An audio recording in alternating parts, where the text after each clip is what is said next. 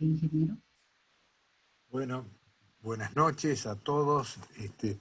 Realmente es un gusto para mí volver a estar con amigos peruanos.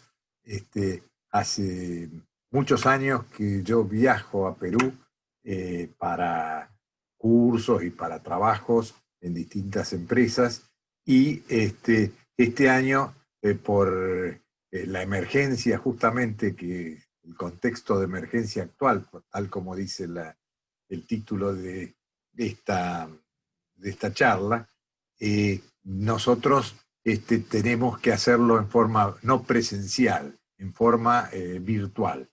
Bueno, justamente este tema, de alguna manera, es parte de la motivación de esta presentación. Ver el tema, cómo se maneja en época de emergencia, cómo podemos manejarnos con las comunicaciones y también cuáles son las debilidades de todo este sistema. Este, por lo tanto, vamos a comenzar a presentar las transparencias. Ahí estamos. Este, lo que tengo previsto para hoy es comentar cuáles son los objetivos de la gestión de activos físicos. Nosotros vamos a dar dentro de poco tiempo, dentro de Enginson, un curso sobre lo que es la gestión de integridad en líneas de transporte de hidrocarburos, líquido y gas. Este, Vamos a hacer algunos comentarios respecto de esto y vamos a tomar el tema cómo el contexto de la emergencia actual dificulta cumplir con estos objetivos. Y cuáles son las tecnologías de la información y comunicaciones que permiten superar o por lo menos nos permiten continuar en operación a pesar de la emergencia. Eh, por supuesto que todo el uso de todas estas tecnologías nos permiten superar muchos aspectos, pero tienen sus debilidades y fortalezas, y vamos a comentar un poco esto. Y finalmente hablaremos de cuáles son las lecciones aprendidas durante esta emergencia, algunas lecciones que hemos podido tener. Yo me voy a referir a la experiencia personal, porque yo, como ustedes vieron en la presentación, trabajo fundamentalmente en consultoría y cómo nos está afectando ese tipo de situación, esta situación, al trabajo real de campo y bueno, con respecto a la parte de capacitación también haremos algún comentario. Bien, eh, vamos a continuar con, a ver, acá tengo, sí, bueno, ¿qué es lo que en las líneas de transporte de petróleo y gas tratamos de evitar? Bueno, vamos a simplificar todo en honor al corto tiempo que tenemos, pero básicamente nosotros no queremos tener pérdidas de contención. ¿Por qué? Porque una pérdida, por ejemplo, de gas motiva explosión, incendio, interrupción del negocio, etc. Entonces pretendemos no tener ese tipo de incidente o que llevan a graves accidentes.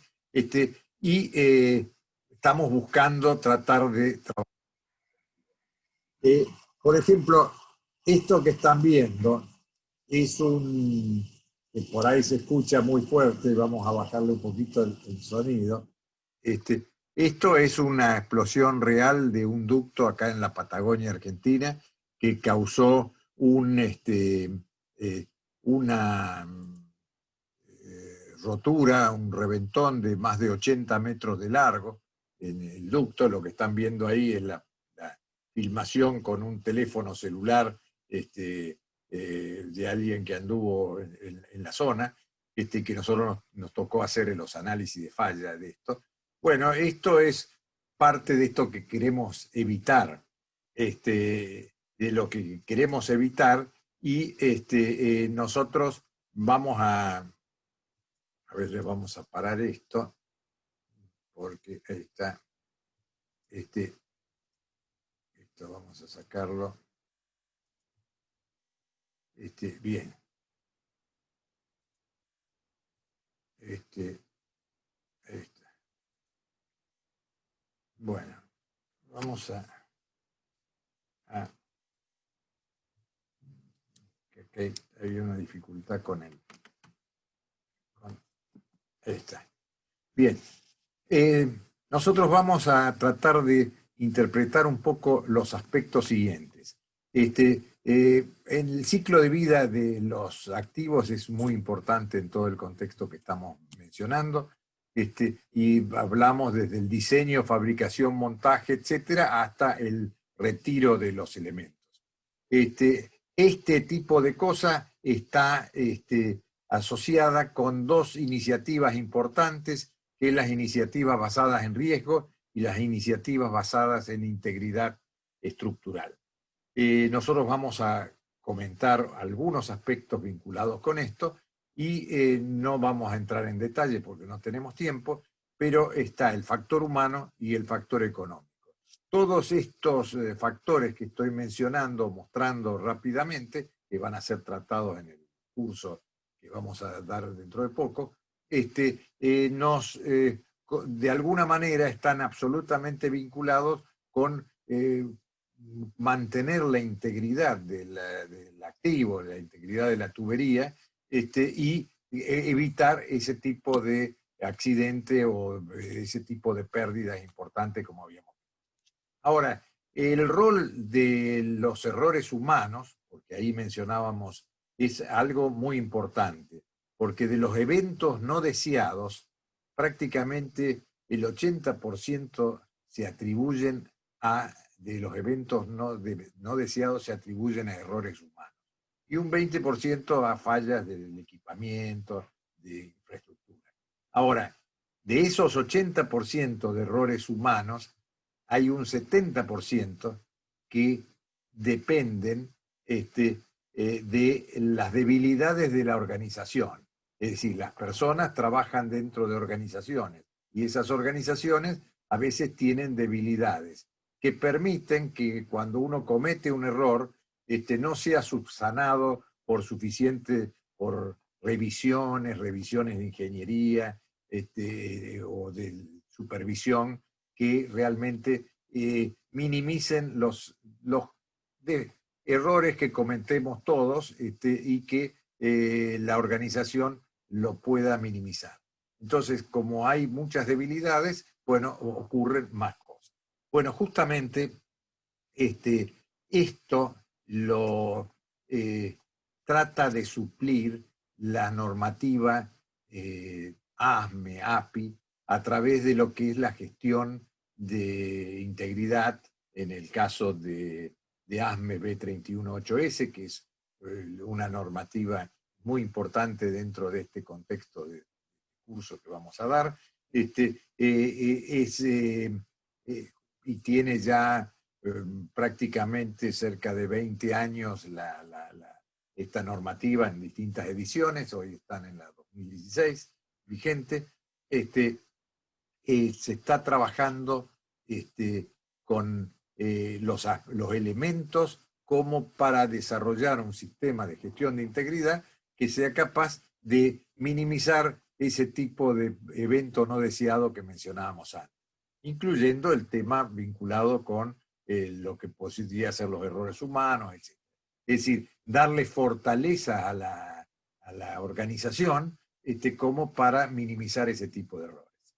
Para los líquidos existe la normativa API, que la 1160 de API, que es una norma también que empezó en la primera edición en el 2001, actualmente ha cambiado, está en la tercera edición, y ha cambiado porque se introdujo en el año 2014 la primera edición de un documento de API referido a los requerimientos para el sistema de gestión en el caso de pipeline, de ductos, de la parte de seguridad.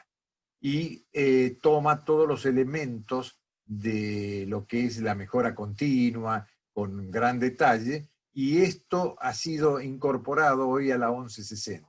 Es decir, este gráfico que se ve acá es un gráfico que hoy está en la 1160, esto no existía en las versiones anteriores, y hay toda una serie de capítulos en la norma que son los que se van a desarrollar.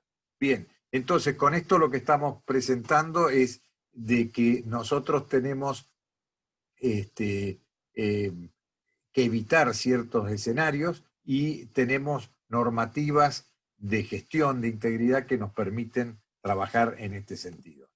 Ha habido un impacto ya muy medible con, por ejemplo, con la 1160. API reporta de que cuando se introdujo en el año 2001 la norma esta, cuando se introdujo, había por ejemplo, grandes pérdidas debido al tema de corrosión, y con la incorporación de la norma todo esto fue bajando con el tiempo. Quiere decir que tener un buen sistema de gestión de integridad en los ductos realmente permite minimizar esas pérdidas que son las que causan esos problemas que mencionábamos antes. Y bien, otro aspecto que nos interesa distinguir es el establecer la integridad y mantener la integridad. Es decir, si tenemos un ducto y se está construyendo el ducto, es importantísimo establecer la integridad a través de todo, desde el diseño, construcción, inspección, etcétera, hasta dejar en operación el ducto. Y después viene la etapa de mantener la integridad. Las dos tienen características en partes similares y hay algunas diferencias notables que vamos a tratar de expresarnos en ese sentido. Bien, entonces, si pensamos que los ductos tienen una etapa de fabricación de la tubería, del montaje, inspección, y también ya en operación problemas, un daño de terceros, un deslizamiento de tierra, etcétera, también tenemos otras actividades importantes que son, por ejemplo, hacer ensayos de laboratorio, de probetas, y el tema de de acuñado de probetas, trazabilidad. ¿A qué quiero presentar con esto? El hecho de que la emergencia de la pandemia del COVID-19 nos ha dado muchas limitaciones. Hay una crisis global en todo el mundo, esto es realmente global, con distintos grados de cuarentena en los distintos países, en distintos momentos, con mantenimiento de distancia social, limitaciones para viajar, dificultades para preservar las fuentes de trabajo y la producción, y en donde estamos en una crisis. Y en la crisis los manuales de gestión no alcanzan para enfrentar. En la crisis no se gestionan, se lideran. El tema crisis es la salida de la crisis, y lo estamos viendo a nivel de los países, incluso los países centrales, donde en muy pocos los líderes han estado a la altura de las circunstancias como para salirse de los manuales y poder tomar medidas positivas. Bueno, en ese contexto nos encontramos que tenemos que desarrollar las tareas. ¿Y cómo desarrollamos las tareas? Bueno, hoy en día, gracias a la capacidad de Internet a nivel domiciliario, digamos, la confiabilidad que dan la fibra óptica, la telefonía móvil, las disponibilidades que tenemos a nivel del personal en su domicilio, con PC, notebook, etcétera, las conexiones para trabajar con la empresa, las facilidades de transferencia de grandes archivos que disponemos, lo que estamos en este momento con las videoconferencias, chat con los distintos sistemas Skype, Teams, Zoom, WhatsApp, etcétera, que nos permiten mantenernos en contacto no presencial. El tema de la firma de documentos digital, que hoy nos están permitiendo hacer en las licitaciones, en contratos, etcétera, poder mandar documentos firmados y que se lo acepten y firmados digitalmente con un cierto grado de confiabilidad, todo el manejo bancario, y esto que estábamos mencionando,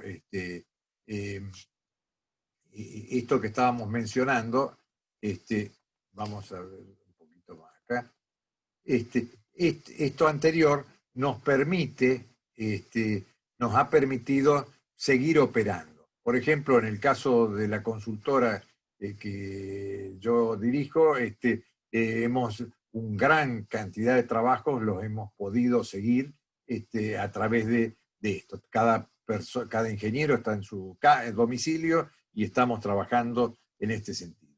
Bueno, esto tiene sus limitaciones también, ¿no? Porque para hacer inspección, ¿qué hacemos? No podemos viajar.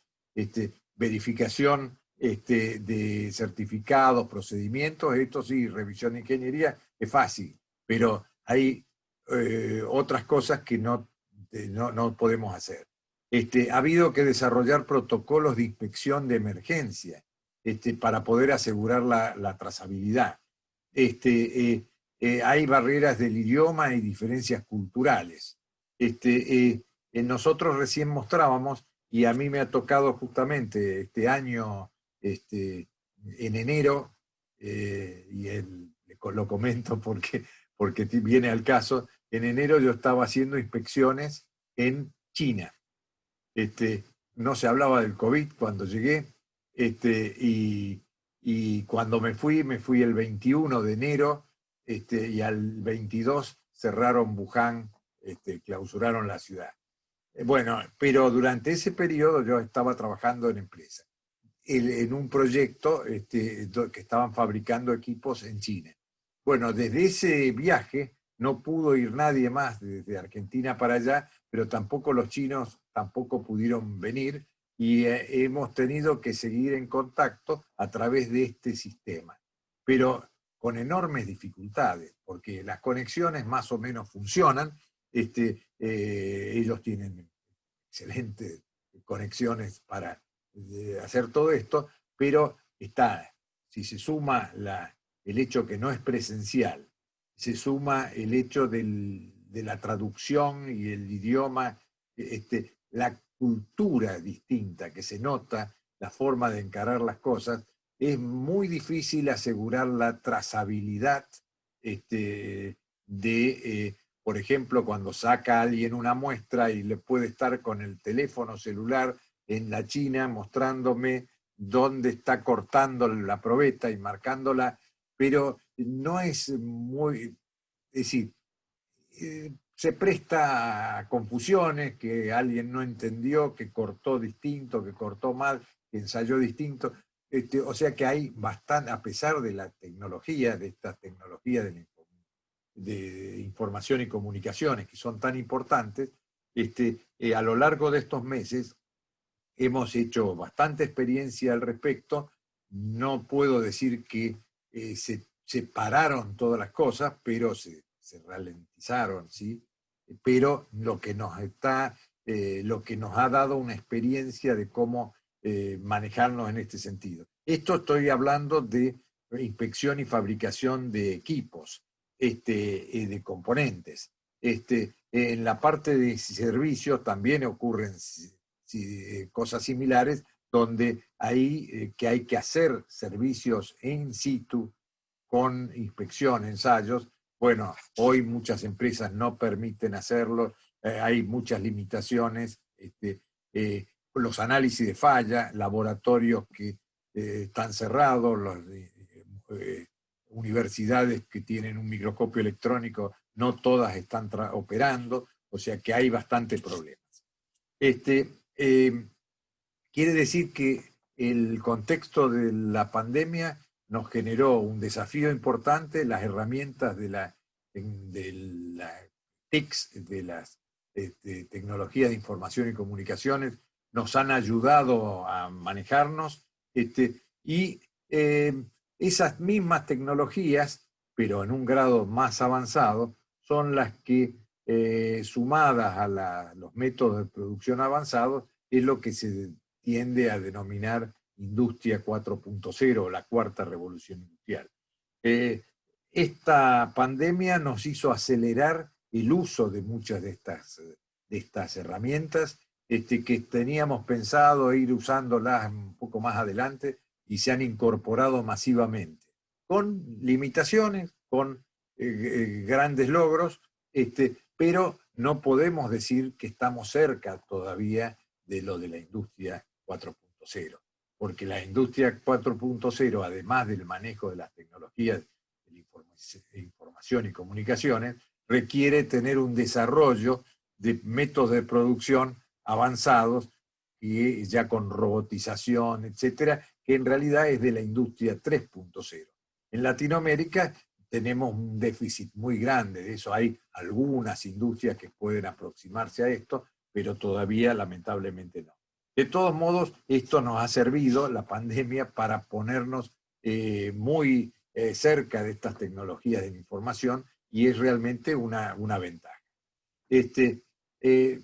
Vemos que a pesar de toda esta enorme tecnología que existe disponible en el mundo, todo el avance científico y tecnológico, aún no se ha logrado controlar la pandemia. Entonces estábamos, por un lado, creyéndonos que con todas las tecnologías teníamos ya un dominio de muchísimas cosas, y vemos que pasan los meses y a nivel mundial todavía se sabe poco, hay mucho para hacer, no se logró todavía vacunas, etc. Esto nos tiene que dar una cuota de humildad, en el sentido de que aún el gran desarrollo que existe a nivel mundial todavía no alcanza a solucionar problemas tan serios como este. Y para poder lograrlo se va a necesitar no solo la industria, ciencia, la política, sociedad y toda la fuerza laboral, trabajar en conjunto. Y esto, en la medida que no se trabaje de esa manera, el éxito del impacto de las TICs va a ser más lento.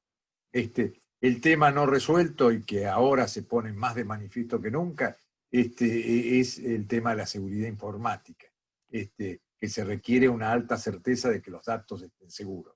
Bueno, estamos interconectando activos, es decir, hoy una turbina de una central hidroeléctrica produce mucha información con los sensores, esta va a parar a quizá otro continente, a una empresa que toma esos datos y a su vez produce ciertas cosas, y ahí puede meterse mucha gente, hackers, etcétera, y no es fácil manejar todo ese tipo de cosas.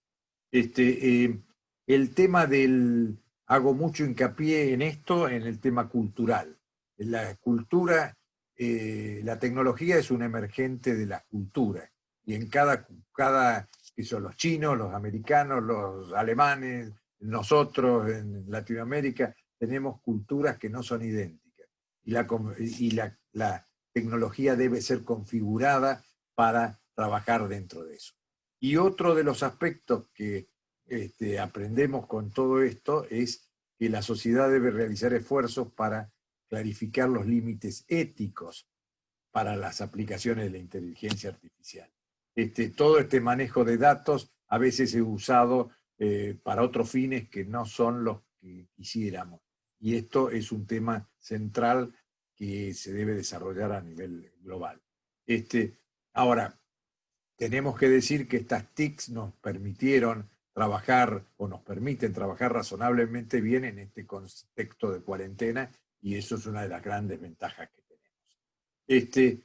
En Latinoamérica aún no estamos preparados a pleno para los beneficios de las TICs.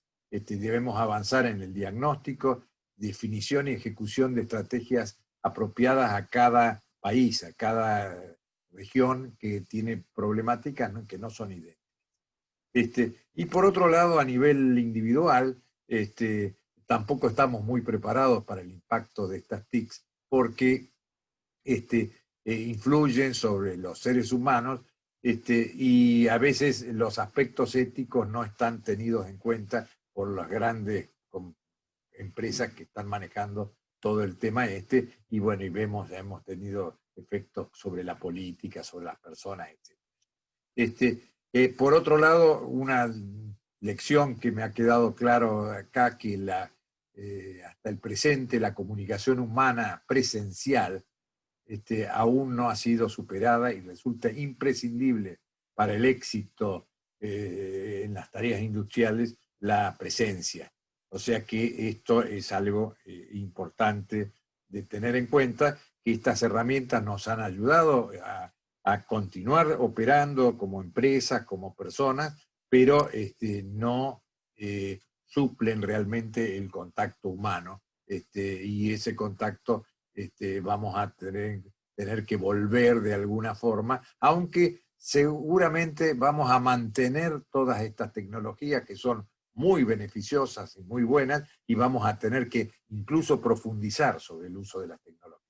Pero la parte presencial, el contacto sigue siendo importante.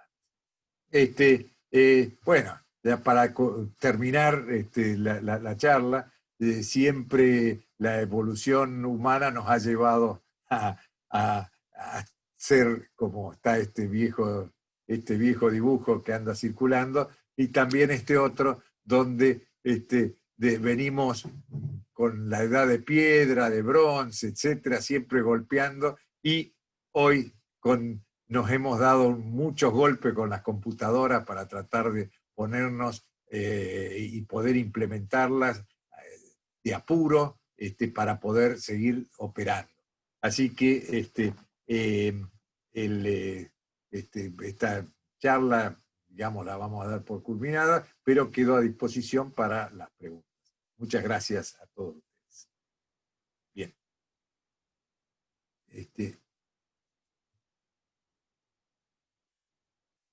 Bien.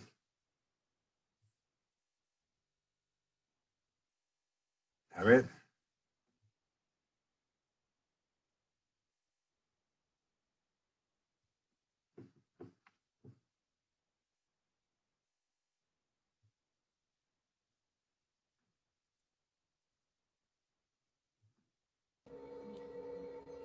Hola. Bueno, queremos darle las gracias al instructor y queríamos también, bueno, tenemos una pregunta de Darwin Revero. Dice, la ISO 55001, ¿es certificable? Perdón, la ISO 50.001. 55.001. Sí. ¿Es certificable? Sí, hay formas de certificación, hay empresas que han trabajado y trabajan en Inglaterra, que bueno, la PAS 55 fue la norma base. Se produjo, digamos, un movimiento para la certificación. Y hoy se está trabajando en ese terreno, y las compañías certificadoras están incorporando ya metodologías para mantener algún tipo de certificación, como es el caso de la ISO 9000, etc. Pero esto es toda una evolución, esto viene un poco más atrás, no están tan difundidos, pero es válido. Sí.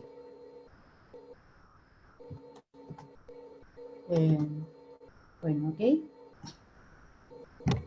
Aparentemente ya no hay más preguntas, ha sido muy clara la exposición.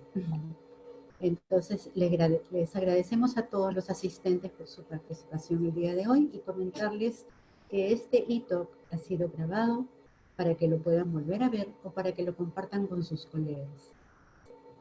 Esta grabación estará disponible en nuestro campus online en un plazo de 72 horas.